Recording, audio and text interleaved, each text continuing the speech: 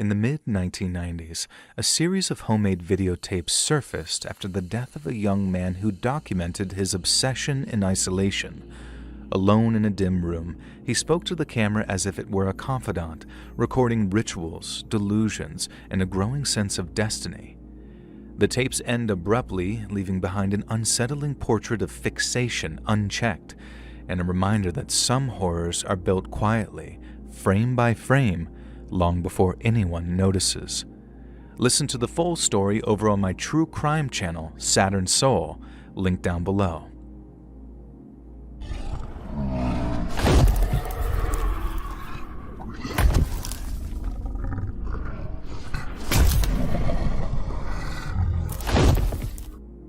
My name's Greg, and after listening to a lot of your stories since the holidays, I figured I'd share one of my own from my time with Colorado Parks and Wildlife. And this story starts with a type of fish, the Colorado pike minnow. Overfishing reduced the pike minnow's numbers dramatically over the years, and then when the rivers started getting underpopulated, settlers introduced invasive species to replace them, and they were driven out of their native spawning grounds. Unlike the northern pike minnow, on which there are pretty generous bounties, fishermen have to throw the native pike minnows back. If they don't, they face hefty fines or even prison time for repeated offenders. But reinforcing the law out there in the wild is no easy task. I'd say maybe 90% of the hunters and fishermen in the state of Colorado are respectable and responsible sportsmen. But that other 10% mean we're forced to send officers into state parks and sometimes up into the mountains to ensure they're following the rules. And in the late summer of 1993, that's exactly what I was tasked to do among the lakes and rivers of the Weminuche Wilderness area. At almost 800 square miles, the Weminuche is the largest wilderness area in the state of Colorado. We got the San Juan and Rio Grande rivers both flowing through the area, which in turn feed the Rio Blanco, Navajo, and Piedra rivers. And then when it comes to lakes, Weminuche's got 11 of them, all spaced around within the 780 square miles. I guess now you understand what a task we're faced with in terms of monitoring such a vast area. And when you head out into the Weminuche, you really are heading out into the middle of goddamn nowhere. The same could be said for the task that I was given back in the summer of 1993. I was asked to survey the area around a body of water called Granite Lake, which was home to about a dozen different rivers, lakes, and streams. Naturally, it's popular with fishermen, but it's also pretty far from any road, and a lot of it's on the northern slopes of Granite Peak. That makes it just about hidden away as it's possible to get out there, meaning if anyone was looking to do a little illegal pike minnow fishing, it'd most likely be there. On top of that, there was an old ranger cabin out there on Granite Peak's southern slope, one that had been serviced as recently as 18 months prior. That meant that it'd take some cleaning up, but it'd be livable for at least a day or two while I did my survey. I remember making my way out there in mid-July, and I had to be on the trail by 5:30 in the morning just to make it out there by noon. The cabin wasn't as bad as I pictured, and then once I got done getting settled in, I decided to make my way down Granite Peak towards the lake of the same name. The woods were nice and quiet, and the shores of Granite Lake were derelict too. I could see the place from up on high, how quiet and tranquil it looked. So instead of heading all the way down there, I split off northwest to check out the Los Pinos River. I'd been walking along the bank for maybe 20 minutes or so when I saw my first fisherman standing off in the distance. He looked calm and peaceful, just sitting there on his little camping stool, watching the water with his rod in his hand. I didn't want to call out from too far off because that'd be loud enough to frighten any animals, including his fish, and so I waited until I was a little closer before saying nothing more than, "Afternoon, sir." Now, I wasn't expecting the friendliest reaction. Fishermen are generally pretty wary whenever they're approached by strangers, but this guy just about jumped out of his skin. For a moment, it looked like he was going for a gun or something, but when he saw me, he sighed with relief so hard that he almost looked like a balloon deflating. I told him I was sorry for spooking him like I did, and then introduced myself as a wildlife officer and told him what my business was. Now, the whole time he's looking at me with this sort of expression that was half confused and half nervous.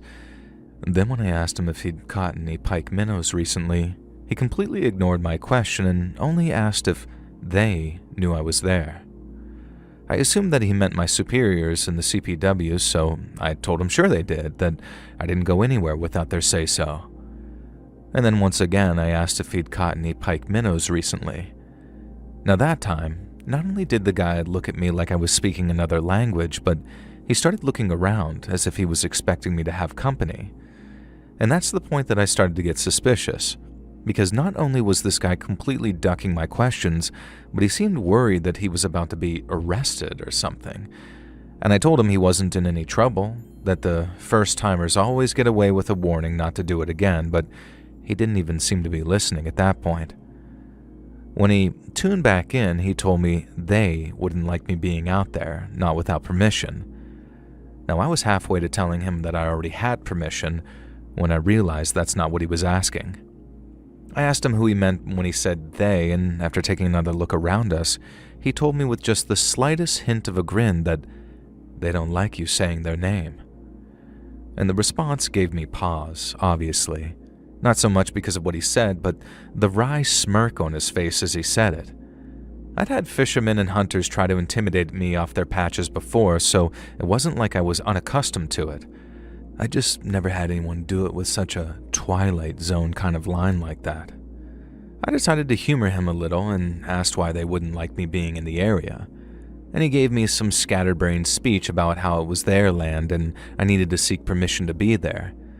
Then, when I asked how I might go about doing that, he told me to leave something outside the cabin at night.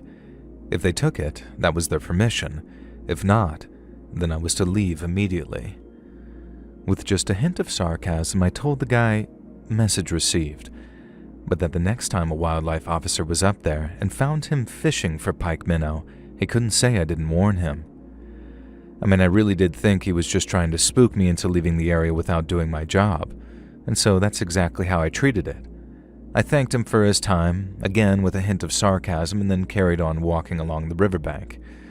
But as I did, he called out to me, and when I turned, he told me in so many words, "Best advice I can give you is to leave a little food behind, maybe some money too, and hope they see it fit to let you walk out of here." I just rolled my eyes, told them they'd better, unless they wanted the FBI roaming around in force, and then kept going on my way. Now, I was back at the cabin by sundown, having spotted not a single other fisherman anywhere on the rivers or lakes. And after lighting a campfire, I started on prepping a little camp food in the form of some boil-in-the-bag Mexican chicken and rice. But as I was eating, I noticed something on the ground. I've been walking all over the area outside the camp, so my boot prints were everywhere in the dirt. But in between two tracks of my own creation, there was a footprint that I didn't recognize. First off, it wasn't shaped like a boot print. It was slightly narrower and longer, so more like a shoe of some kind. But unlike my own tracks, which left a clear impression of my boot's treads in the dirt, the print I didn't recognize had a very unusual but strangely familiar sort of tread pattern. It took me a second to realize why it was so familiar, but then it clicked. It was the tread of a tire from a car or a truck. And after shining my flashlight on it, I could clearly see the two parallel vertical lines, and then the smaller horizontal ones which gave it that sort of ribbed pattern. The tracks were fresh too, at least made that day fresh, which meant that whoever had been walking around the cabin had done so either before my arrival or after I'd settled in and went off to check the rivers. I didn't like the idea of someone having walked around the cabin while I was away, but it didn't seem like they'd been inside or touched any of my stuff, so I wasn't too alarmed. But there were two thoughts that I couldn't seem to shake. First off, I figured the fisherman I spoke to might have stopped by to talk or something, but found the cabin empty. It made sense if he knew the area well, and it also wasn't out of the question that he wanted to apologize for getting off on the wrong foot. But whoever had walked around the cabin had done so in what looked like homemade shoes with soles made of rubber tires. And while I remember a handful of details about the fisherman, homemade footwear was not one of them. And this led me to the second thought that I couldn't shake, and this thought concerned who the fisherman had referred to only as they. Now, I assumed they were nothing but a fabrication intended to scare me away from the area, But if it hadn't been the fisherman who was walking around my cabin just a few hours before, then who the hell did? It was maybe an hour or two past sundown by the time I was checking out the weird shoe prints, so too late to just back up and get out of there. At least, not without the risk of getting lost out there in the dark. It was my first time there and all. But aside from that, I wasn't even close to being spooked enough to pack my stuff up and run. I mean, sure, it was weird that whoever walked past my cabin had very probably made their own shoes, but if they wanted me gone, they could have just as easily trashed my cabin or maybe even set it on fire. I didn't even know for certain where the tracks led, as, like I said, I figured somebody probably just walked past it while heading to or from their favorite fishing hole, maybe. And that's when I decided to follow them, with my flashlight as best I could. And that's how I found out that they led all the way around my cabin and then up towards Granite Peak. And then on a rise which overlooked the cabin by maybe 70 to 80 yards, I found another set of strange shoe prints which joined the others. I could see two sets of very firm prints in the dirt, one of which seemed to match those at my cabin's campfire, and two that were very different. They had the same kind of tread, two vertical lines and many horizontals, but their positioning was visibly different from that of the first, meaning in my best estimations, whoever had walked around my cabin had been joined by someone else as they watched it from a distance, and from the looks of things, they did so for quite some time too. Now that's when I started to get a little spooked, because it was one thing for someone to just walk around the cabin, maybe out of curiosity, and it was another thing entirely to just sit there watching it. And then while it was quite possible that the two guys just wanted to rest for a little bit before continuing their journey, it didn't sit right with me that they chose to do so in a place that overlooked my sleeping arrangement and while facing it too. But still, I wasn't all that worried. I might have only been a wildlife officer, but they didn't send us out there defenseless. I carried handcuffs, a smaller can of bear mace that can fit into my belt, and I carried my M&P 45 too, and since that thing packs enough punch to take down a bear, you can bet your ass it's got enough punch to take down a person or two. I felt more capable of defending myself against whoever might decide to pay me a visit, and besides, I only had to spend one night there to get the job done, and then the following afternoon, I'd be able to start making my way back towards the highway and to where my truck was parked. And so I chose to stay the night and complete my work, and in doing so, made a very grave and almost fatal mistake. Now, the cabin was little more than a one-room shack with one door, one bed, and one window. There was a chair in one corner and an empty wooden chest in the other, and then aside from a little sign on the wall which said the cabin was property of the state of Colorado, the walls were completely bare, and the place looked sturdy enough. And then since I was able to lock the doors and shutter the window, I figured that it'd be as safe a place as any to spend the night, especially since I had my gun with me too. And since I was technically federal law enforcement, I used to get tested on my shooting about twice a year, so while I wasn't still convinced that I was in danger, I felt very confident in my abilities to actually defend myself, like I said. But there was just one thing that I didn't like about the cabin, and that's how there was a mail slot on the front door. The mailbox was gone, so it was just a rectangular slot in the door with a thin, hinged hatch to cover it. But since the bed stood almost perfectly in front of it, and there was no way of keeping it closed, I decided to shift the furniture around a little before I got any sleep. I didn't want anyone being able to push the barrel of a shotgun through that thing in the middle of the night, or if they did, I didn't want to be lying right there in front of it when it did. But something did come through that mailbox, and it sure as hell wasn't a shotgun. I slept very poorly that night, and I tend not to sleep great in new places, especially when they're out in the middle of the woods, because I'm such a light sleeper that so much as a rustle outside wakes me up. And I think that I must have been in and out about 12.5 times before I woke up to the strange silence in the cabin, and right away, that struck me as a bit odd. The woods are noisy at night, sometimes noisier than the daytime if you're not counting for bird song, because all the critters that only come out at night start scurrying around, chittering and chirping and fighting amongst themselves. I'd lost count of how many times I woke up to hear something growling or barking or sniffling outside the cabin, and so to suddenly wake up and hear none of it, that set me on edge right away. The absence of any other sound then made it much easier to hear this gentle scraping sound that seemed to be coming from near the front door. And then I looked, and I could see moonlight creeping through the hatch, which appeared to have been pushed open by something. In my half-sleep state, I figured that it might have been that shotgun that I'd been so terrified of, so I grabbed my flashlight and pistol and then got ready to put a few rounds through the door and whoever was on the other side. Thankfully, it wasn't a shotgun, but seeing what it actually was didn't make me feel any better, because reaching through the mailbox and up towards the lock keeping the door shut was a man's arm. It wasn't just the arm which scared me, though. It was the condition it was in. I remember how the arm was partially covered by a dark red sweater, how the skin underneath looked weathered and worn, but how the muscle underneath was very clearly defined. This person was strong, very strong, and by the looks of things, hygiene, and in particular nail care, didn't seem to be their strong suit. The guy's hand looked so badly burned it was like it had been dipped in a barrel of acid, like so badly melted and scarred it looked like his fingers were webbed. And then his fingernails. Hell, they might as well have been claws.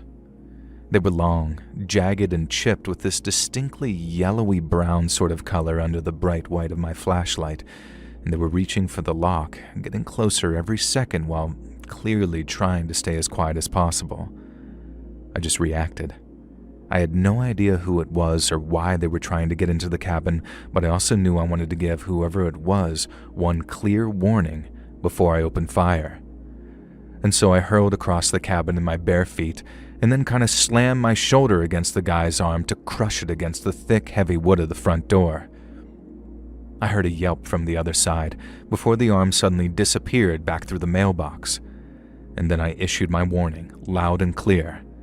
I told whoever it was that the cabin was the property of the state and that inside was an armed federal law enforcement officer. I told them that if they left, there and then, nothing would happen to them. But if they continued to try and gain access to the cabin, someone was going to get shot. I half expected someone to apologize, and I explained that there had been some confusion. It made sense that someone might have been using the place thinking it was abandoned despite the sign, and the last thing I wanted to do was shoot that person dead because they figured they'd locked themselves out by accident. But I didn't hear an apology. I didn't hear any voices at all.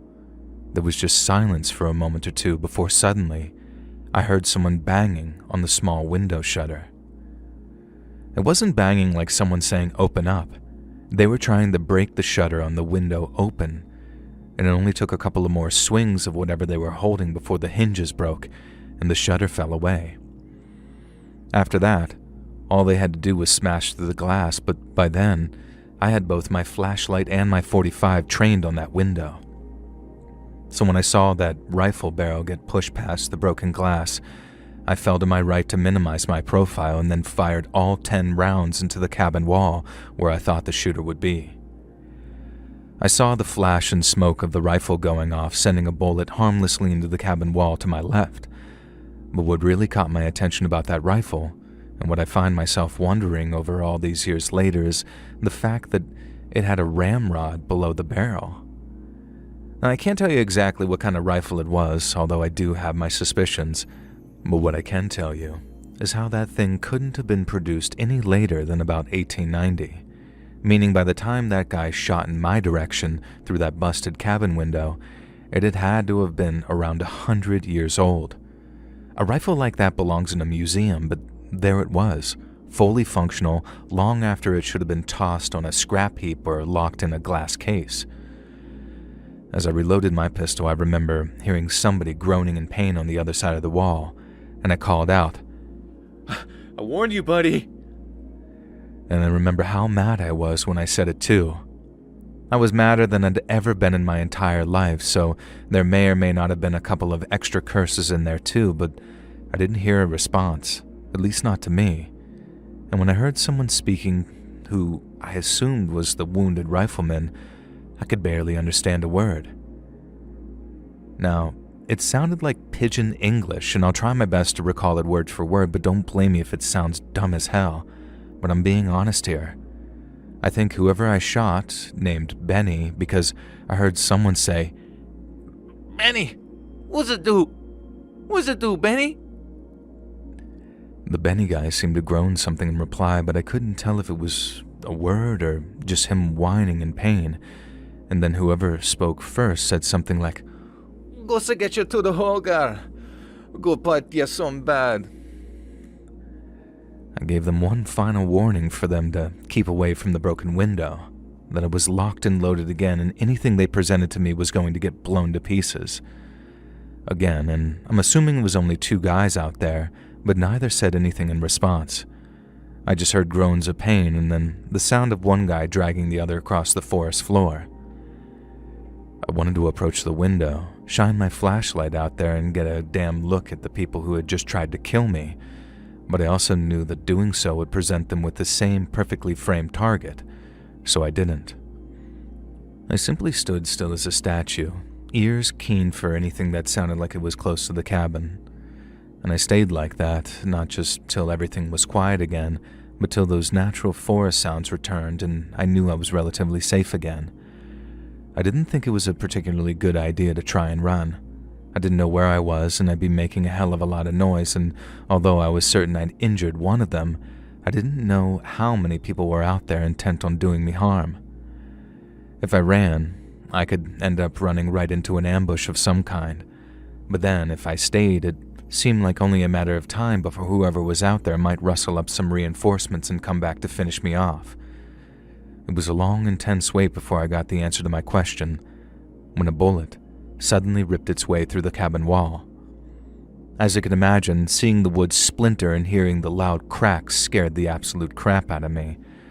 I rolled out of bed and hit the floor, and then, considering my next move, I realized just how much of a sitting duck I truly was.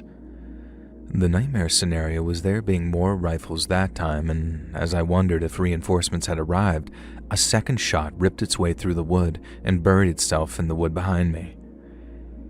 If they really were using old muzzle loaders and trying to kill me, then there was no way one guy could reload that fast, so there had to be 2 of them out there by that point, and with surefire reinforcements since a badly wounded man couldn't load no muzzle loader.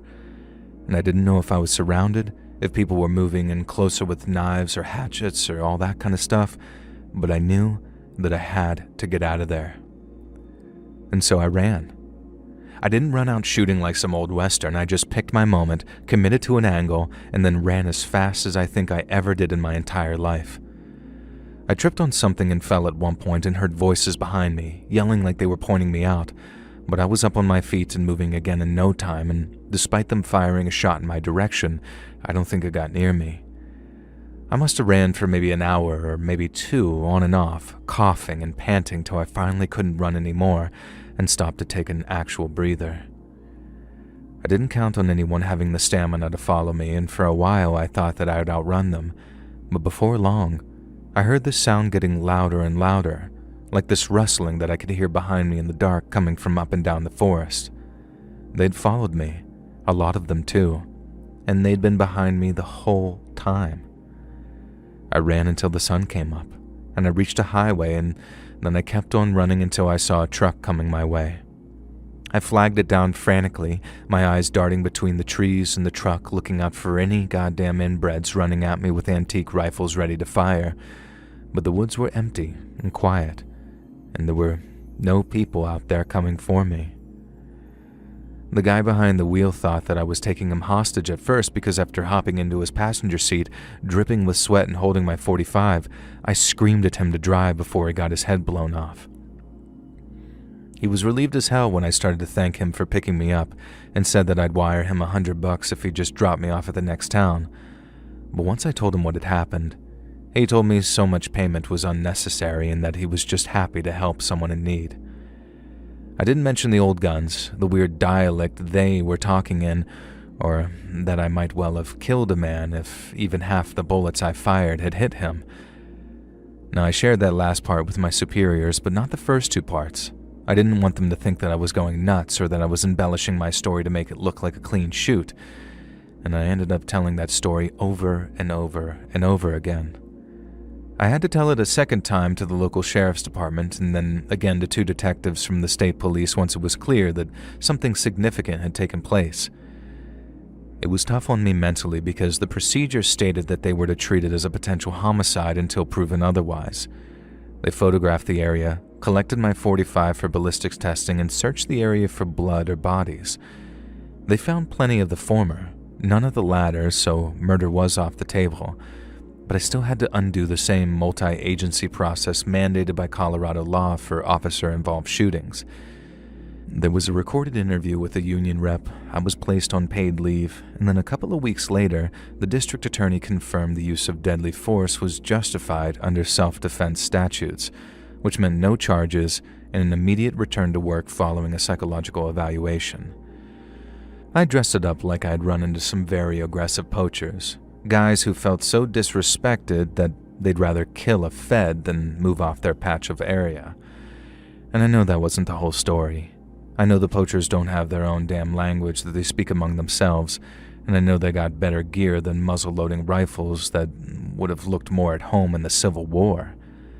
I've read a lot of crazy stuff online about who those men might have been, so much that honestly I don't know what to think anymore.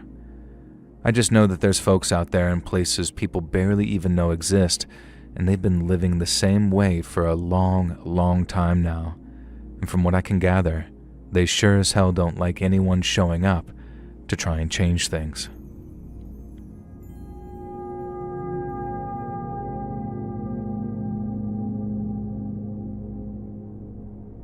Last year, in the state of California, there were more than 1,200 log cabins listed for sale. About a third of those changed hands. Some were multi-story monstrosities which sold for millions of dollars, while others were a little more humble both on the outside and on the inside. Some places stay in the families for generations, getting passed down from one relative to the next until they finally either decide to sell it or make it livable. And either way, that's where I come in. I market my business as a kind of cabin renovation service, and I worked in tandem with various realtors for a quick turnaround. If someone was a little skeptical on buying a rundown old cabin, they often changed their tune when told their new purchase would be ready for sale or a vacation in just under 2 weeks. I work on around 50 to 20 cabins a year, fixing them up, dusting them off, and then spending a night or two there to make sure everything's working as it should be. It was something I kind of fell into after the crash in '08, and then when my old boss retired in 2013, and without any kids to pass it on to, the business went to me and I never looked back. I consider myself very lucky. I've worked on some incredible homes for some incredible people, but I also worked about a dozen or so jobs that didn't have the outcomes I was hoping for, and among them, there's one that I thought might end both my career and my life. Way back in 2015, so more than 10 years ago now, good lord, where's the time go, I got a call about a job. The guy said he just purchased a cabin up near Marble Mountain, way out in the woods for the peace and quiet. It was a nice place, but it hadn't been occupied in almost 5 years.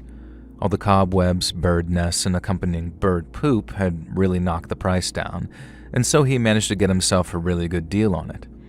And then when he'd asked about options for cleaning and renovation, the realtor had given him my number. I was only too happy to be of service, so I gave him my account details and asked him for the property's exact location. And that was one of the nifty things about my job, that it could be conducted almost entirely by email. But in this case, the man hiring me wanted to meet in person. And while that wasn't unusual, maybe 1 in 10 were old-timers who wanted a face-to-face, the way he acted just struck me as kind of odd. The first thing, and this didn't strike me as suspicious until much later for reasons I'll explain, but he showed up wearing a baseball cap and what could only be described as oversized sunglasses. Now this is Northern California, so a ball cap and shades is practically the uniform for any man over 30 here, and so his glasses didn't strike me as weird until later on when I tried to contact him again. The thing that did strike me as weird, and I'm talking right there upon meeting him, was the length of time he held my hand for after he shook it. I tried to pull it away after we shook hands, but he gripped it gently and held it firm for maybe 4 or 5 seconds after he stopped shaking. Now, after I pulled my hand away politely, he said something about being able to tell a lot about a man from his handshake, and then he invited me into the roadside diner he elected to meet at, and then we hashed out the specifics of the job over cups of coffee. He agreed to pay me half the money up front and then the other half plus expenses when the job was done. But when I asked him to transfer the first half in the next 48 hours or so, he told me he'd rather pay there and then, and in cash. That was the second thing that struck me as sort of odd about the job. I hadn't taken a cash payment since the very early days of taking over the business, as naturally, no one wanted to walk around with thousands of dollars in cash on them. But for some reason, this guy didn't mind at all. He seemed perfectly content to walk back to his car, take out an envelope stuffed with cash, and count out a couple of thousand and hundreds right there in front of me. I remember thinking, this guy is either rich, crazy, or both. But since his money was just as green as the next guy's, I took it, went home, and then drove out to the cabin in my truck the next morning. Despite making it out to be a wreck, the cabin wasn't that bad, but the guy was right about one thing, and that's just how secluded the place was. I had to drive down about 5 miles of dirt road before I found it and only got lost twice, and then apart from the animal sounds, the peace and quiet out there was phenomenal. I got to work right away, clearing out anything that looked like junk before I stacked the furniture and swept the floors. The place was a mess, with no one having given it any serious maintenance for at least 2 to 3 years. But after about 6 hours of solid work, it was close to being livable again. Close. But I still elected to sleep in my truck that night. That was a regular thing of mine, because a single man can't clean up an entire cabin in one day, not even if he starts at dawn and ends at dusk. And so I was used to sleeping out in the woods at night and having all kinds of deer and coyotes come wandering around my truck. After a couple of years, I always slept through the night, and that night was no different. I was out like a light just a couple of minutes after I reclined my seat, and then I didn't wake up until I saw the dawn breaking through the trees.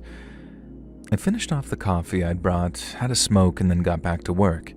And then another 8 hours later, and with a huge bunch of trash piled up outside, the place was just about livable again. I'd cleared out the bedroom, replaced the mattresses and sheets, and then cleaned up the little living area and kitchen area too. These were nothing more than a table and chairs and a workspace and stove, and it was a long way from being anything like luxury, but it was still a fine place for what he'd paid for it. Now, there was just the matter of field testing it to make sure everything worked all right. I got to cleaning out the stove and then went about collecting up the firewood that I'd earned by chopping up an old moldy armchair. I loaded up the stove, made sure that it wasn't about to explode on me or anything, and then set about boiling up some water so I could make myself some noodles. Now, the place didn't have any running water, but I had a multi-pack of bottles that I kept in my truck, and so after a quick bottled water shower to make sure that I wasn't stinking too bad, I laid down on the new mattress and drifted off to sleep. I woke up a couple of hours later with a full bladder, and once I remembered where I was, I knew that I'd have to go outside to make a little piss. I rolled out of bed, admired my handiwork for a moment as I saw how much cleaner the bedroom was, and then slid on my boots and my bare feet before I started clunking across the wooden floor. But the second I did, I heard a voice coming from outside the cabin. It sounded brief and panicked almost, exactly how someone might sound if they suddenly realized someone was inside the cabin and awake.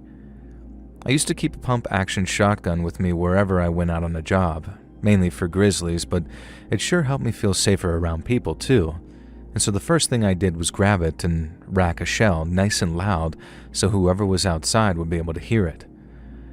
Now I figured that they'd just run off at the first sign of trouble, and I'd hear them beating feet as soon as they heard that chunk of my shotgun. Now after I did, I heard one of the men outside crystal clear as he kinda loudly whispered, "Hurry up!" I immediately ran outside because I'm thinking, what the hell are these guys up to? And then once I was out there in the dark, I started yelling about how they were dead unless they got the hell away from the cabin. And that's when I saw the smallest of sparks in the darkness ahead of me, and then it flew, and then whoosh, the corner of the cabin where the bed just so happened to be went up in flames. I remember seeing 2 guys running with their backs to me, both lit up by the rush of that flame, but I didn't shoot, and I didn't chase them either. My mind went straight to preserving all of my hard work, so I ran to my truck to grab the fire extinguisher. Luckily, I'd interrupted the two men, at least I think it was two, at what must have been the most crucial moment of their venture. They'd been in such a rush once they'd heard someone was inside that they didn't take the time to actually cover a whole wall in what I can only assume was gasoline. So when they were forced to spark a match early, it didn't do anything like the damage they'd hoped, and I was able to put the fire out in just a couple of minutes. Once it was out, I remember dropping the extinguisher and grabbing my shotgun again. Then, I was so wired with adrenaline that all I did till sunup was circle the cabin with a shotgun in my grip, eyes and ears peeled for any kind of movement or sound. And once it was light enough, I tried to trace the path of the men's escape to see if they'd been camped out nearby or anything. But I'm not some tracker, so I didn't find anything. I just made my way back to the cabin and got packed up to leave. I didn't leave right away. I was still scared that those guys would come back and, for whatever reason, finish what they started. And so while I waited for 7:30 to roll around, which I thought was an appropriate time to call the client and give him the bad and very strange news, I did a few final laps of the cabin, some nice wide ones to make sure that no one was out there just waiting to creep in. And that's when I found the trail cams. Now, for those that don't know, a trail cam is just a camera that you put on a trail, mostly to record animals and their movement patterns and their behavior, but also sometimes for security. The trail cam I found tied to a branch looked to be just that, a creative way of providing security for the guy's new cabin, and I figured that because they looked to be almost brand new. And I say they because there were more than one. There were 5 in total, all brand new and all surrounding the cabin at what looked to be fairly even spacing, and as you can imagine, was very happy to see that they'd been recording.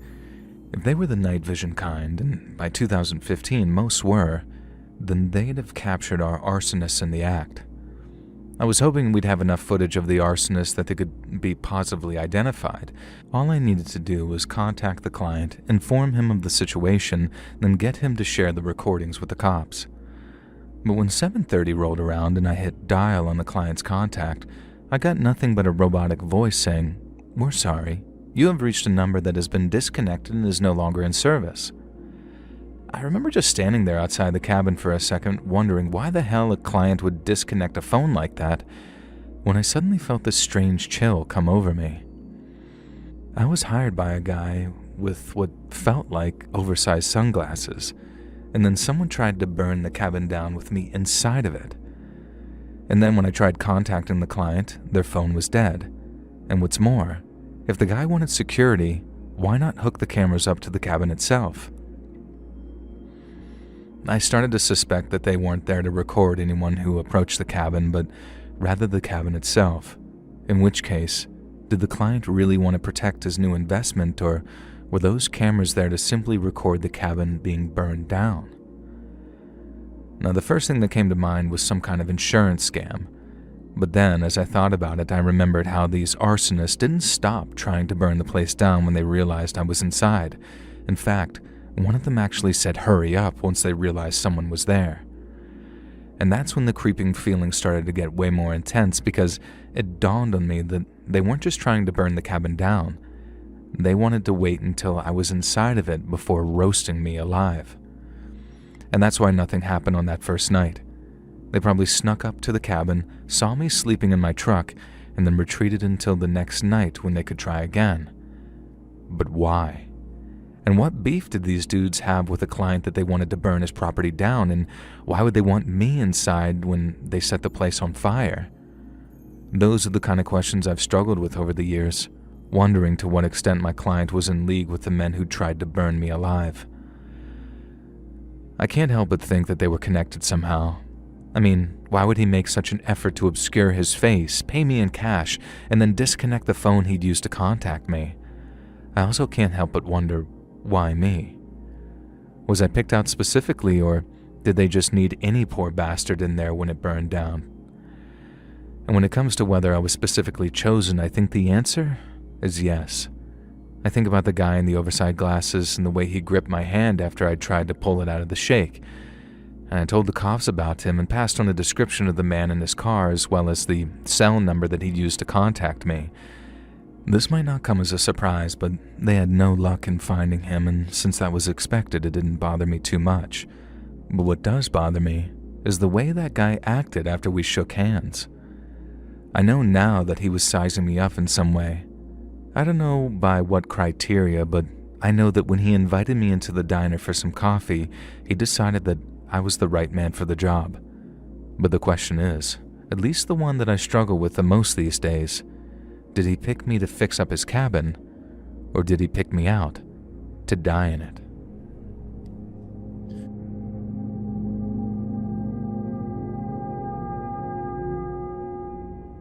This is the story of what might be the single worst thing to ever happen in my life, and kind of ironically, it started with a vacation.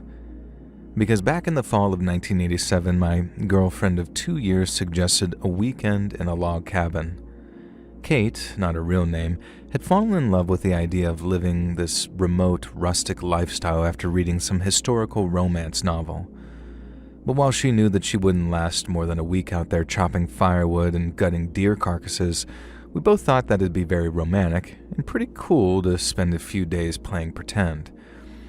We found a place out in Vermont that had all the peace and seclusion that we were looking for, but one that also had a kitchen, a feather bed, and a bathroom with hot running water.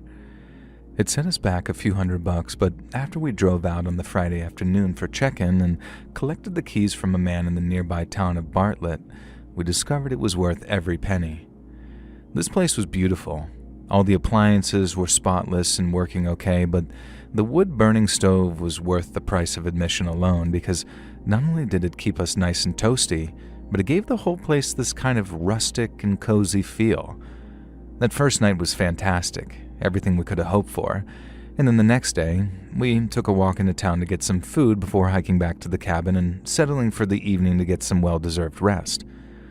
We both changed into our evening wear and were sharing the big 3-seater couch, each reading the books that we brought with us when, out of nowhere, we heard someone's voice coming from outside. Now, seconds later, there was a heavy knocking on the front door of the cabin. Kate told me not to answer it because who the heck would be out there so late at night in the middle of nowhere, too?